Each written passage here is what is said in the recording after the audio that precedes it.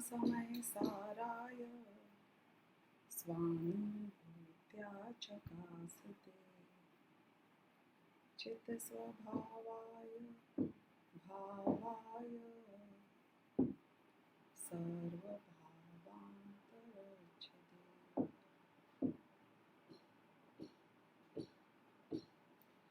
समय सा परमागम की छठी गाथा की जो चर्चा चल रही है,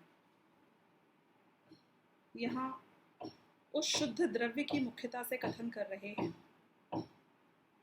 जिसका ज्ञान करने पर केवल ज्ञान की उत्पत्ति बहुत ही शीघ्र इस जीव को हो जाती है। वस्तु स्वरूप जिसको हम बहुत बार समझे आए थे, हमेशा हमने उसको पर्याय के चश्मे से ही देखा। वस्तु के अस्तित्व में सिर्फ वो अपेक्षा थी नहीं जिस चश्मे से आप उसे देख रहे थे, लेकिन क्योंकि हमने इस बारे में ना कभी सुना, ना किसी ने हमें सुनाया, ना हमें स्वयं उसका अनुभव हुआ, तो इसलिए हमने वो पक्ष को हमेशा ही नहीं जाना और नहीं माना। समय सार में वो जो एक टोटल जीव द्रव्य था, जिसमें एक द्रव्य पक्ष और एक पर्याय पक्ष था, जिसमें अभी तक मेरा परिचय सिर्फ पर्याय पक्ष से हुआ था, उसके द्रव्य पक्ष से यहाँ पर हमको इंट्रोड्यूस कराया जा रहा है। अब एक बार हम थोड़ा एक दो स्टेप पीछे लेकर पूरी दुनिया में क्या चल रहा है उसकी एक पिक्चर बनाते हैं। क्या हो रहा है, काम कैसे होता है, दुनिया कैसी चल रही है, कौन है यहाँ पर, कैसे ये जो सब बनाव बन रहा है वो बन रहा है। हम देखें तो एक शुद्ध जीव द्रव्य, जब मैंने ये शब्द प्रयोग किया शुद्ध, यहाँ वो शुद्धता से तात्पर्य पर्याय की शुद्धता से नहीं है, त्रिकाली शुद्धता से है, उस कांस्टेंट एस्पेक्ट से है जो हमेशा इस जीव में निगोद की अवस्था से लेकर सिद्ध अवस्था तक एग्जैक्टली सेम रहता है, उसमें कोई डिफरेंस नहीं आता।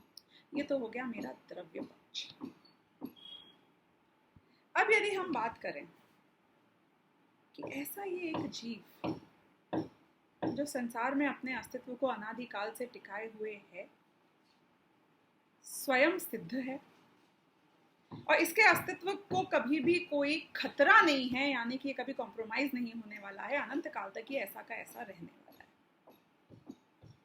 अब ये जीव द्रव्य के साथ ऐसी क्या घटना घटी, ऐसा क्या बनाव बना कि ये कर्मों के साथ ऐसा उलझ गया कि इसका बस अपने ऊपर से ही खत्म हो गया। इसको हम एक ऐसे रूप में समझते हैं, एक वो फिल्म आई थी रोबोट, चिरंजीव की, उसकी एक थीम थी, उसमें ये बताते हैं कि कैसे पहले मनुष्य ने बहुत ही इंटेलिजेंट रोबोट को बनाया। जब ये रोबोट बन गया, उसने उसमें बहुत आर्टिफिशियल इंटेलिजेंस डाली, इतनी इंटेलिजेंस डाली कि वो सारे काम कर सकता था जो मनुष्य ना कर पाए। मनुष्य टुकड़ों टुकड़ों में कर सकते थे, एक एक करके समझ सकते थे, उसने आर्टिफिशियल इंटेलिजेंस से उस रोबोट को बहुत इंटेलिजेंट बना दिया। अब धीरे धीरे उस फिल्म में ऐसा दिखाते हैं कि वो रोबोट अपनी आर्टिफिशियल इंटेलिजेंस को यूज कर करके खुद को मल्टीप्लाई करने लग जाता है और रोबोट्स बनाने लग जाता है, और इतनी बड़ी एक रोबोट की दुनिया और साम्राज्य बन जाता है कि वो इस जीव पर ही हावी हो जाता है, उस मनुष्य पर ही हावी हो जाता है। मनुष्य की दुनिया को खत्म कर देना चाहता है, उनको दबा के रखना चाहता है, उनको अपने अधीन रखना चाहता है। अब ये फिल्म में ये दिखाते हैं कि एंड में जाकर उन रोबोट से जीतने के लिए उसकी नस को पकड़ा जाता है कि ये रोबोट्स बहुत इंटेलिजेंट होंगे भले ही, लेकिन इनको अगर चार्जिंग नहीं मिले, अगर ये चार्ज नहीं हो तो ये डेड हो जाते हैं, क्योंकि हर रात वो रोबोट्स को इलेक्ट्रिसिटी लगती थी चार्ज होने के लिए। तो उनने कहा कि हमें अगर इनसे जीतना है तो हमें इन्हें डेड करना है, तो हमें सारी इलेक्ट्रिसिटी को खत्म कर देना पड़ेगा। All the means of the connection जिससे इनको पावर मिलती है, वो सोर्स, यदि वो सोर्स पे हमने वार किया और एक बार वो कनेक्शन तब तक के लिए रोक दिया जब तक कि सारे रोबोट्स कंप्लीटली डिस्चार्ज नहीं हो जाते हैं, तो हम we will get rid of these robots forever. देखना, मैं इससे एक अलग दुनिया में ले जाना चाहती हूँ आपको, थोड़ा पिक्चराइज करना पड़ेगा दिमाग में। ये सारी दुनिया में जितने जीव हैं वो एकदम शुद्ध हैं, उनमें कोई फॉल्ट नहीं है, कोई प्रॉब्लम नहीं है।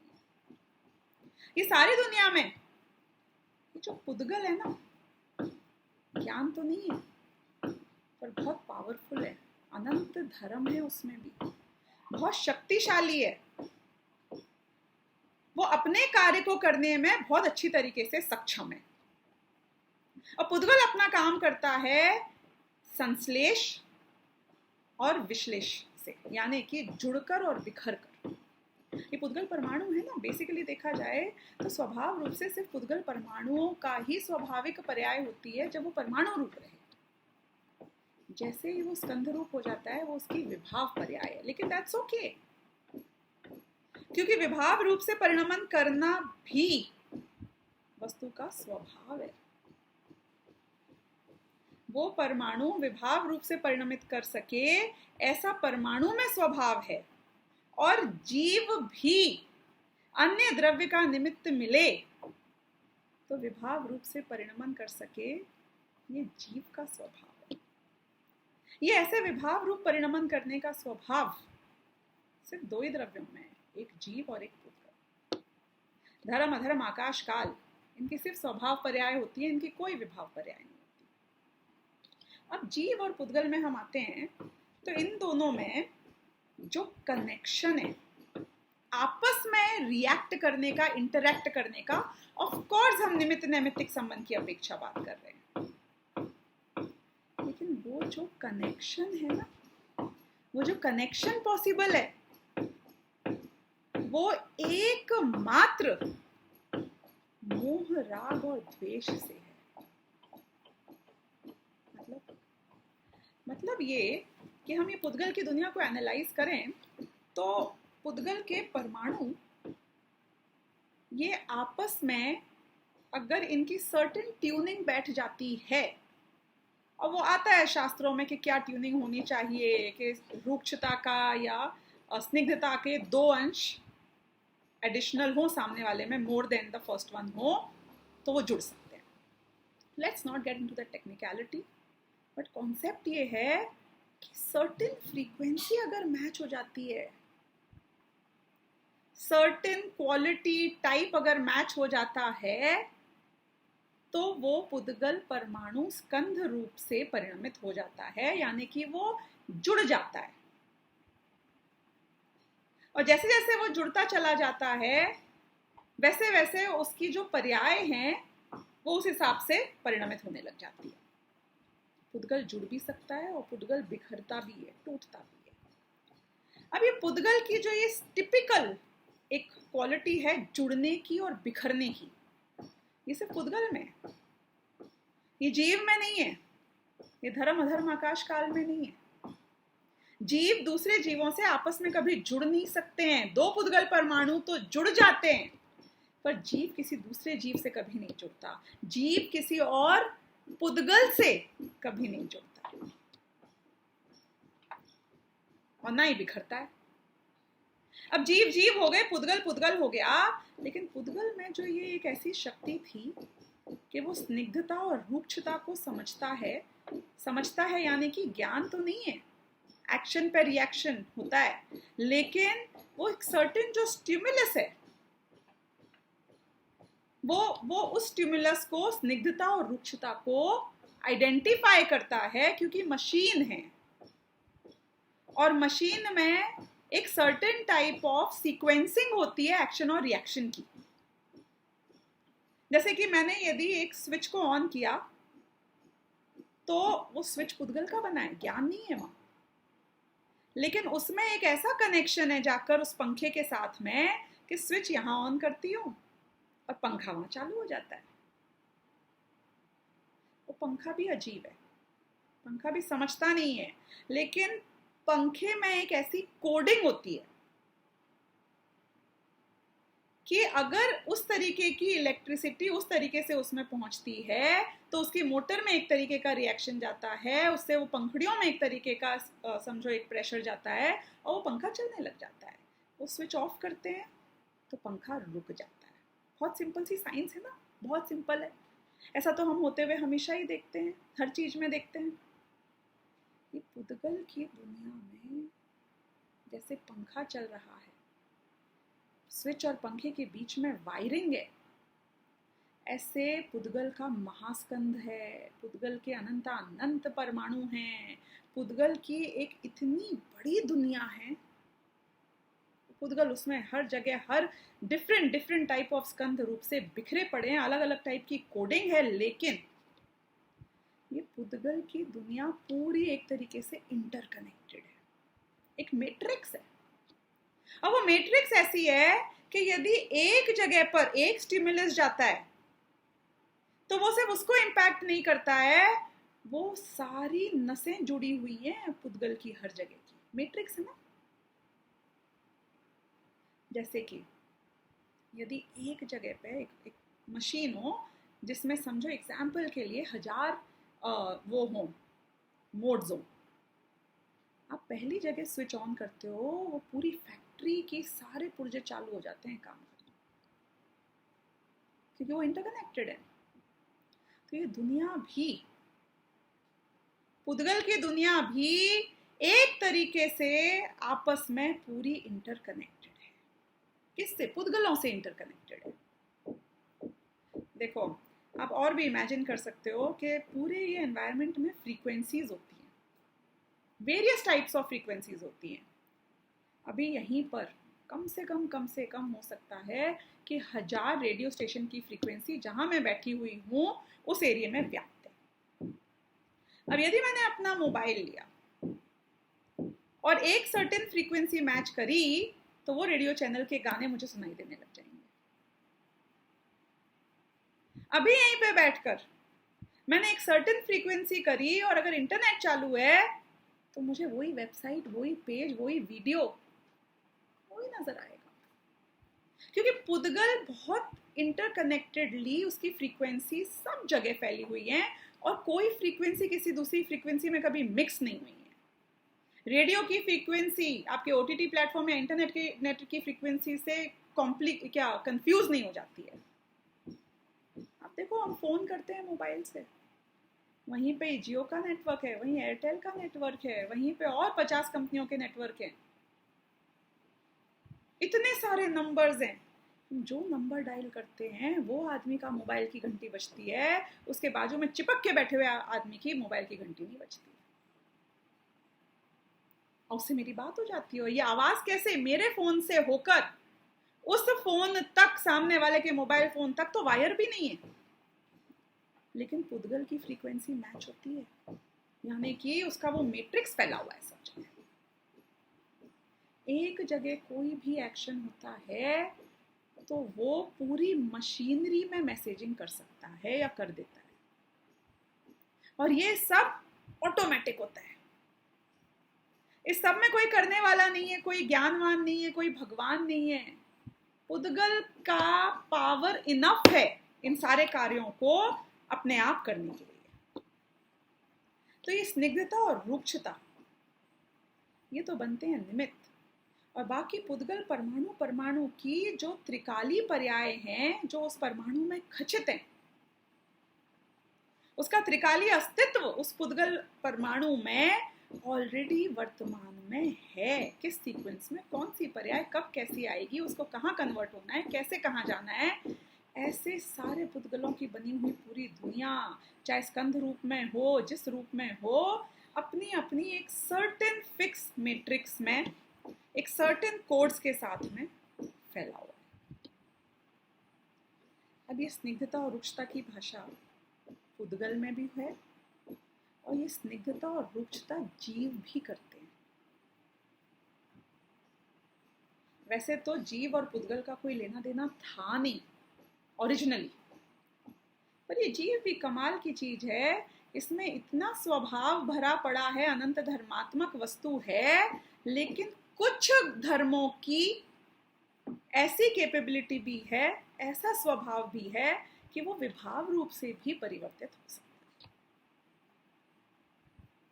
तो इस जीव के ये जो खास तौर पे एक श्रद्धा गुण और एक चारित्र गुण, ये दो मेन थे, सबसे मेन।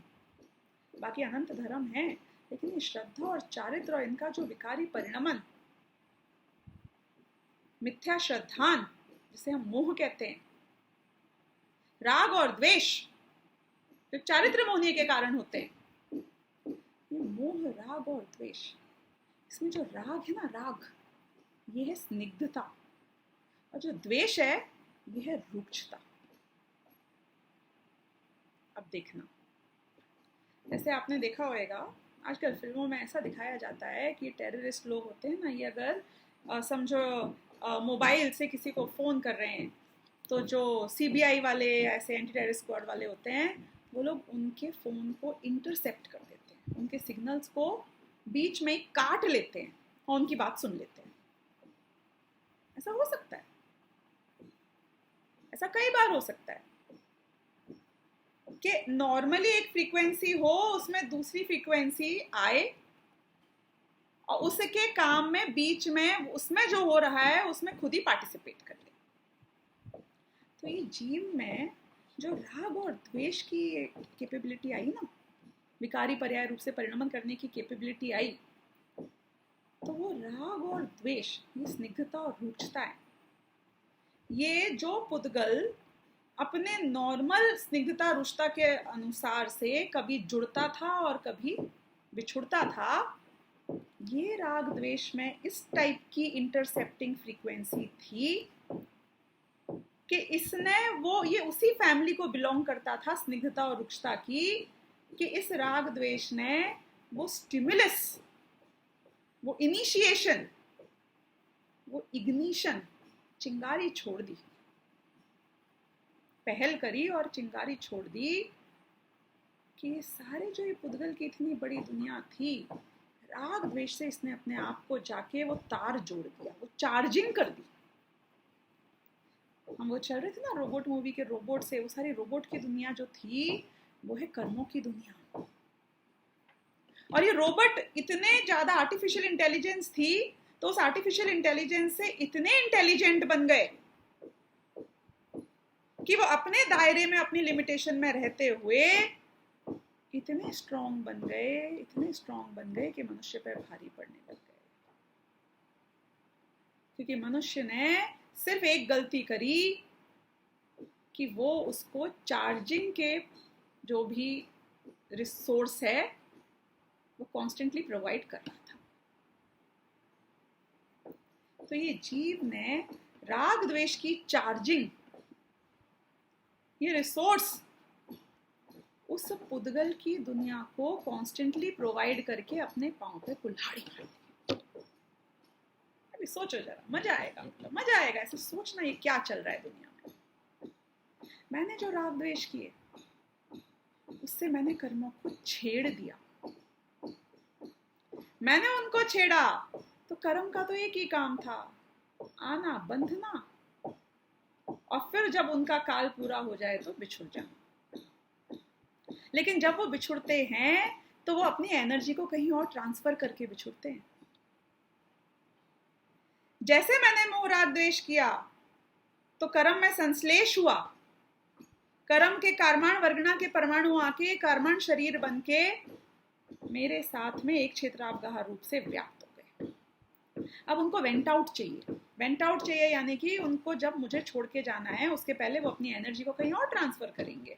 वो कैसे ट्रांसफर करेंगे कि उनको जो उदय में आना है, जहां वो फल देना है, कर्मों में उदय आए तो पुद्गल में देगा, संयोग में देगा, कहीं ना कहीं वो अपना फल ट्रांसफर करेगा और फिर मुझे छोड़कर वो, क्योंकि उसका स्वभाव है ना मिलना, बिछुड़ना, संश्लेष होना और विश्लेष होना, तो वो अपने आप वापस कारमान वर्गना में जाके, या कहीं और जाना हो किसी और वर्गना रूप से, तो परमाणु वापस चले जाते हैं।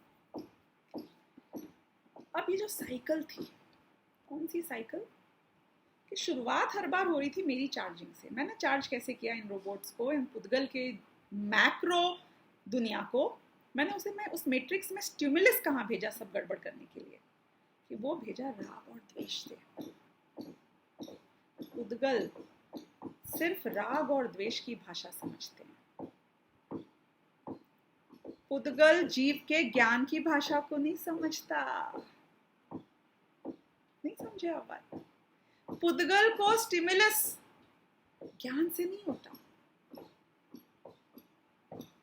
पुद्गल पर इम्पैक्ट निमित्त नैमित्तिक संबंध की अपेक्षा ही हम बात कर रहे हैं, लेकिन ज्ञान की भाषा को पुद्गल नहीं आइडेंटिफाई कर सकता है। ये पुद्गल राग द्वेष की भाषा को आइडेंटिफाई करता है। वो राग द्वेष की भाषा अगर पुद्गल को मिलती है तो उसको आपने इग्नाइट कर दिया, और एक्शन रिएक्शन मशीन में चालू हो जाएगा। एक पुर्जे से दूसरा पुर्जा, दूसरे पुर्जे से तीसरा पुर्जा, तीसरे पुर्जे से चौथा पुर्जा। सारी दुनिया आपके उस राग द्वेष के अनुसार चलना शुरू हो जाएगी आपके लिए। इसलिए संसार किसे कहते हैं? संसार उस राग द्वेष को कहते हैं जिसने आपके मैट्रिक्स को क्रिएट किया है। अगर राग द्वेष खत्म तो पुद्गल की दुनिया के साथ मेरे सारे कनेक्शंस खत्म। और जब ये सारे कनेक्शंस खत्म हो जाते हैं तो उसे तो हम मुक्ति कहते हैं। और किसे कहते हैं मुक्ति? यानी कि आई एम फ्री। तो जब ये जीव राग द्वेष करता है तब ये पुद्गल में स्टिमुलस भेजता है। पुद्गल में जब स्टिमुलस जाता है उन वर्गणाओं में, तो वो कर्म रूप से आती हैं। वो कारमान शरीर का जब स्टिमुलस जाता है तो नोकरम शरीर में वो जाता है, तो नोकरम बन जाता है, यानी कि शरीर और संयोग बन जाते हैं। वही उदय, वही कारमान वर्गणा, क्योंकि ये मैक्रो मैट्रिक्स के साथ कनेक्टेड है पूरी दुनिया की। तो पता नहीं वो जाने क्या क्या नहीं कराती हैं काम। आप विचार करो, निदान बंद होता है। कैसे होता है कि तुमने जिस जाति का राग किया ना, वो सेठ जी थे ना, कौन से सेठ जी थे जो मेढक बन गए थे, उनने पानी पानी पानी पानी, मरने से पहले पानी का जाप करना शुरू कर दिया। तो कर्म है ना, ये जाति समझते हैं, ये मैच करते हैं। पुद्गल हमेशा मैच करेगा हर चीज को, फ्रीक्वेंसी मैच करेगा, एक्शन रिएक्शन मैच करेगा। वो रैंडम नहीं होता है, वो कोई ना कोई एक तार को पकड़ के चलता है। तो सेठ जी ने सोचा पानी पानी पानी पानी, पुद्गल ने उसके पानी को पकड़ लिया और उसको अगले भव में ऐसा बंध हुआ कि वो मेढक बन गया, पानी में ही रहा। आपको जो चाहिए वो दुनिया में आपको मिलेगा जरूर, लेकिन किस रूप में मिलेगा वो आप नहीं जानते। ये हमारे विचारों की शक्ति, ये हमारे राग और द्वेष की शक्ति, मतलब राग द्वेष की भी महिमा आती है मुझे तो। ये खाली राग द्वेष इतने सक्षम थे, इतने सक्षम थे कि उसने हमारे अनंत धर्मात्मक वस्तु तत्व की अनंत शक्तियों को साबोटाज कर दिया। सोचो जरा, राग द्वेष में भी कितना दम है। अनादि काल से तड़प रहे हैं, मर रहे हैं, परेशान हो रहे हैं। किसके कारण? बस एक ये राग द्वेष के कारण। ये सारे पुद्गल की दुनिया से जो मेरा कनेक्शन है वो किसके कारण है? बस ये राग द्वेष के कारण। विचार तो करो, ये कैसे हैं ये राग द्वेष, अल्टीमेटली पावरफुल।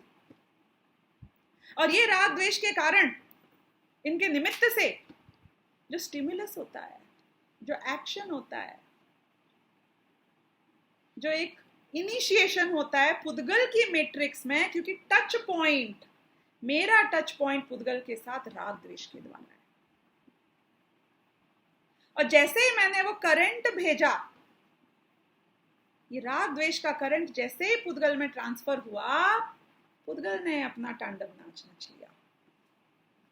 ये पुद्गल ने सारी दुनिया की चीजों को उसी हिसाब से करना चालू कर दिया। अब हमने पहले बात करी थी कि पंच परावर्तन रूप पुद्गल की एक साइकिल चल रही है जो बहुत बड़ी साइकिल है।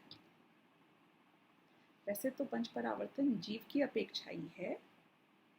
उसमें यदि हम जो पहला परावर्तन है, कर्म परावर्तन बोलो, नो कर्म परावर्तन बोलो, जो द्रव्य परावर्तन है, उसको जो पुद्गल परावर्तन भी कहते हैं, उसकी अपेक्षा यदि हम बात करें तो एक सर्टेन साइकिल है, बहुत बड़ी साइकिल है जो पुद्गल की एक सर्टेन तरीके से चल रही है। मैं अपने राग द्वेष से उस साइकिल में प्लग इन हो जाता हूँ, और जब मैं उस साइकिल में प्लग इन हो जाता हूँ तो मैं उस एक बहुत बड़े चक्कर के अंदर उसी रूप से अपने आप अपनी ही कमजोरी की योग्यता के कारण से धक्के खाना शुरू हो जाता हूँ। देखो, पिक्चर बनानी पड़ेगी दिमाग में जो मैं कह रही हूँ उसको समझने के लिए, थोड़ी कल्पना उनको दौड़ाना पड़ेगा, समझना पड़ेगा। ये रोबोट्स हैं, ये आर्टिफिशियल इंटेलिजेंस वाले, मशीन लर्निंग वाले, AIML है ना आजकल, IoT वाले, all mutually connected Internet of Things. Every Parmanu, every Pudgal in the macro scheme of things is connected in a certain sequence. तो ये ऐसी बनी हुई जो सारी दुनिया, ये रोबोट्स की दुनिया, हुआ ये कि जीव बेवकूफ अपनी स्वयं की गलती से उसको चार्ज करता रहा, कॉन्स्टेंटली चार्ज करता रहा, राग द्वेष करता रहा, कॉन्स्टेंटली फीड करता रहा। और क्योंकि मैंने उसे कॉन्स्टेंटली फीड किया, चार्ज किया, राग द्वेष किए, ये रोबोट्स की दुनिया ने संसारी जीवों की दुनिया को ऑप्रेस और सप्रेस कर दिया। They were nobody, they had no ज्ञान, they were not जीव। उनमें ऐसी पावर नहीं थी कि वो सोच समझ सकते, वो तो मुझ में थी पावर सोचने समझने की। लेकिन गजब की बात यह है कि मैं तो इतना ज्ञानवान होते हुए भी गलती पे गलती करे जा रहा हूं, बेवकूफ बने जा रहा हूं।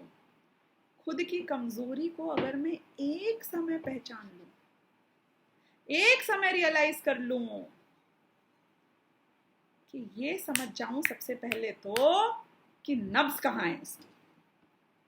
सबसे पहले तो ये जानना जरूरी है ना, तुम्हें ये ज्ञान होना चाहिए क्या कि ये चार्जिंग खत्म हो जाए रोबोट्स की तो ये रोबोट्स इनइफेक्टिव हो जाएंगे। सबसे पहले ये ज्ञान होना, इसे कहते हैं सम्यक ज्ञान। ये ज्ञान होना कि मोह राग द्वेष ये हैं रियल पुद्गल की दुनिया से कनेक्शन करने वाले मेरे एलिमेंट्स। और गजब की बात ये है, I mean the good news is this, कि ये राग और द्वेष मेरा स्वभाव नहीं है। यदि मैं ऐसा फंस गया होता ना कि राग द्वेष मेरा स्वभाव होता, जैसे फॉर एग्जाम्पल यदि ज्ञान से ही बंधन हो जाता, इमेजिन करो, एक बार के लिए हम अगर कल्पना करें कि ज्ञान ही बंधन का कारण हो जाता, तो इस जीव को दुनिया में कोई नहीं बचा सकता था, क्योंकि फिर तो सारी पॉसिबिलिटीज खत्म थी, कोई ऑप्शन ही नहीं था, क्योंकि फिर तो कोई स्कोप ही नहीं था। वो दिन तो आएगा नहीं जब जीव ज्ञान के बिना रहे, और ज्ञान ही अगर बंधन का कारण होता तो फिर वो दिन भी कभी नहीं आता जब जीव को मुक्ति मिलती। लेकिन गुड न्यूज, वस्तु का स्वरूप मेरे पक्ष में है, वस्तु का स्वरूप मेरे फेवर में है। मेरा स्वभाव तो सुखी होना है, मेरा स्वभाव तो वीतरागता है। ये दुखी होना, ये राग द्वेष करना, ये आकुलता में रहना, ये तो मेरा स्वभाव ही नहीं है। तो काम क्या करना है कि मुझे ये जानना था कि मेरी कमजोरी क्या है, मुझे ये जानना था कि मैं ऐसा कौन सा पावर दे रहा हूं जिसकी वजह से, जिसके निमित्त से ये सारे कर्मों में स्टिमुलस चला जाता है, कि मुझे समझ में आ गया कि ये पावर मैं अपने राग द्वेष से दे रहा हूं। जब ये श्रद्धान पक्का हो जाता है तो उसे कहते हैं सम्यक दर्शन। अब अब ये सम्यक दर्शन और सम्यक ज्ञान होने में जो सबसे बड़ा एलिमेंट था वो था कि मैं अपने उस स्वभाव को जानूं जो ये कषाय से कलुषित नहीं है।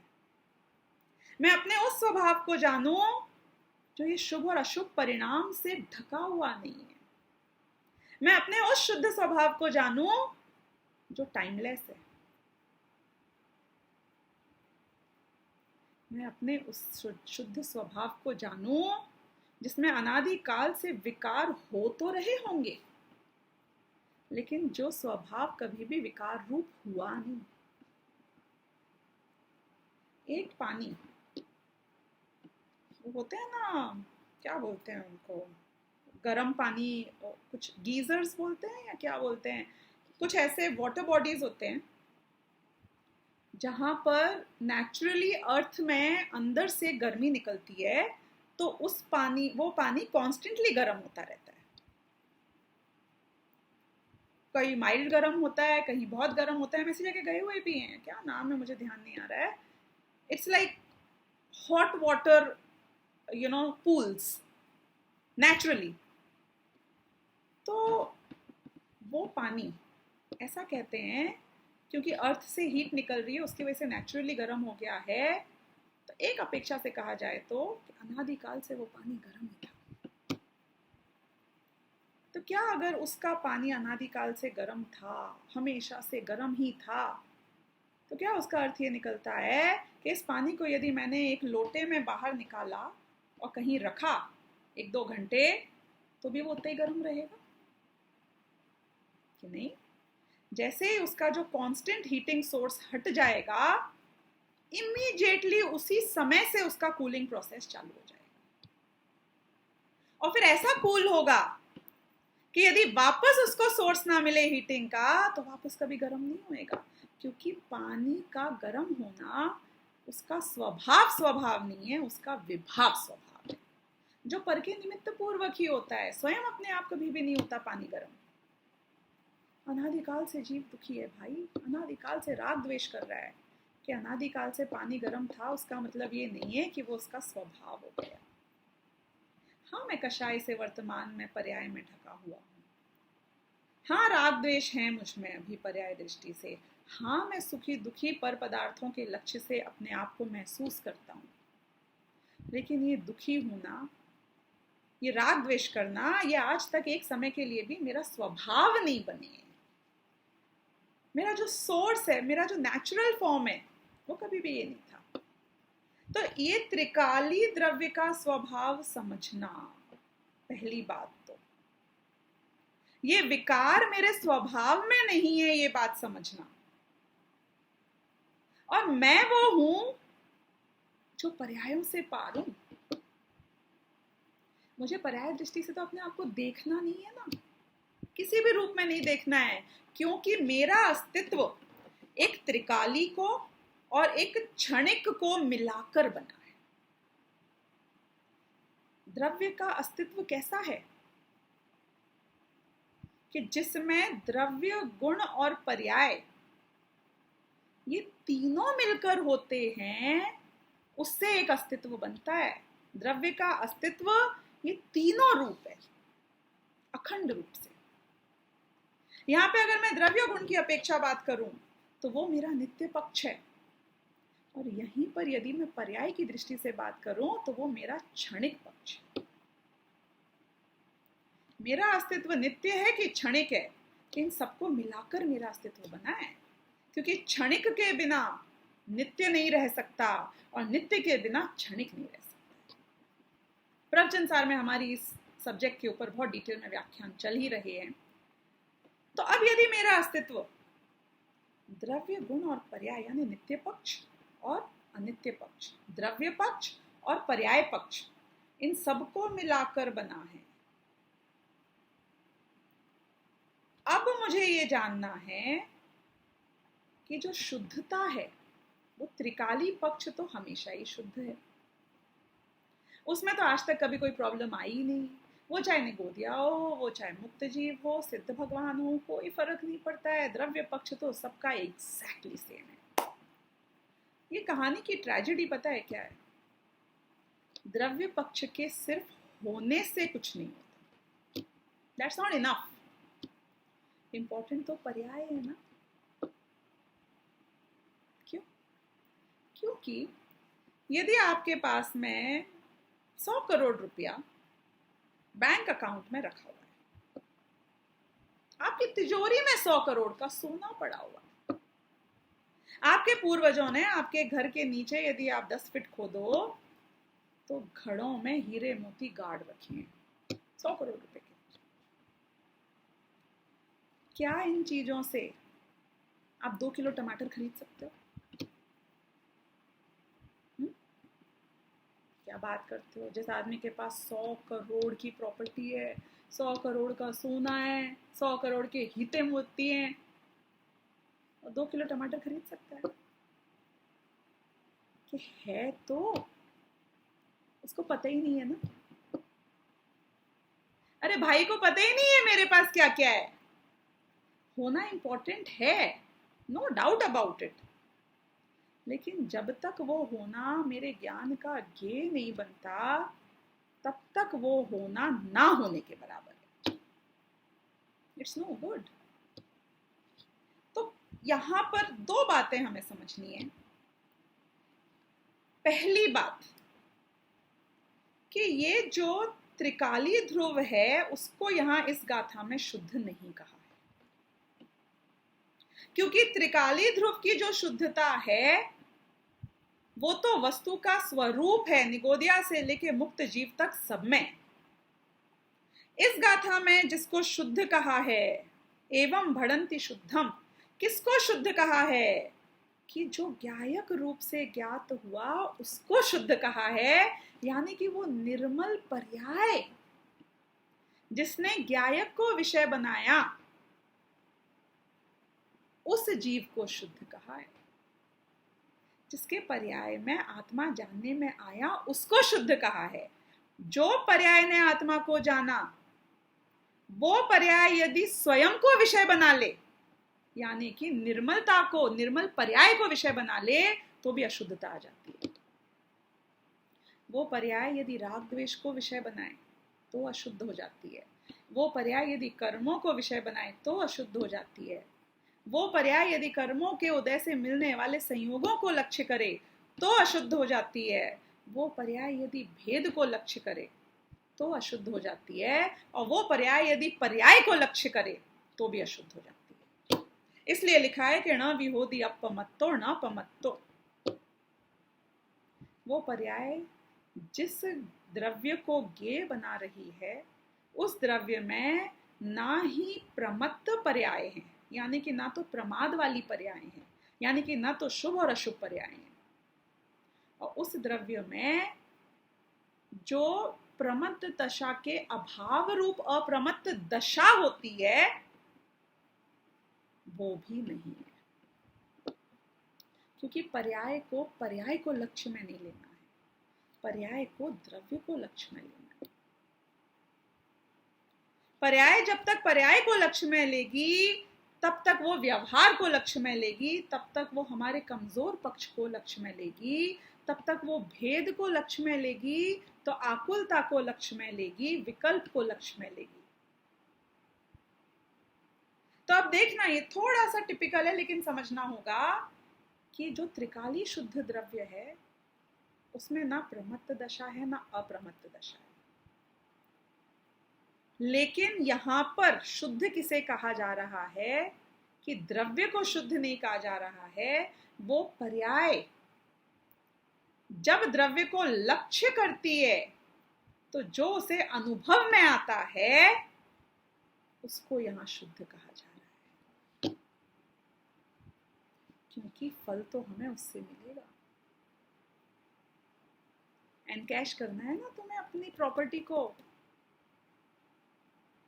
तो वो एनकैशमेंट तो पर्याय में होगा, लेकिन पर्याय के लक्ष्य से नहीं होगा।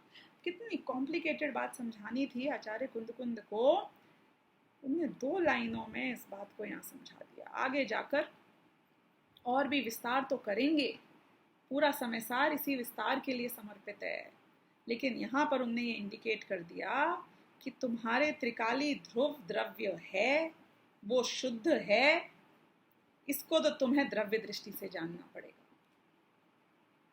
क्योंकि तुमने अभी तक पर्याय दृष्टि से पर्याय पक्ष को देखा, भेद पक्ष को देखा, अशुद्ध पक्ष को देखा, अनित्य पक्ष को देखा, अनेक पक्ष को देखा, तो इसीलिए तुम्हें अभी तक शांति नहीं मिली। तुमने परिचय नहीं मिला था द्रव्य पक्ष का, तो सबसे पहले तो द्रव्य पक्ष का परिचय करना, सबसे पहले तो सम्यक दर्शन सम्यक ज्ञान की प्राप्ति के लिए अपने विकल्पात्मक ज्ञान में त्रिकाली ध्रुव द्रव्य का एस्पेक्ट समझना। लेकिन फिर भी फायदा सिर्फ वो समझने से नहीं मिलेगा, उसका नाम सम्यक दर्शन सम्यक ज्ञान नहीं है। जिस पर्याय में त्रिकाली ध्रुव प्रकट होता है, शुद्ध अवस्था को जानने वाली जो पर्याय है, ज्ञायक को जानने वाली जो पर्याय है, उसे यहाँ पे शुद्ध कहा गया है, क्योंकि वही अनुभव में स्वानुभूति से जो प्रकाशित होता है वो हूं मैं ज्ञान अंशभावी हूं की अंतिम पंक्तियां है ना, आत्मानुभूति से जो प्रकट, जो आत्मानुभूति से उपलब्ध होता है, उस प्रोसेस में है ये सारी ब्यूटी, वहां है जहां हमें फल मिलता है।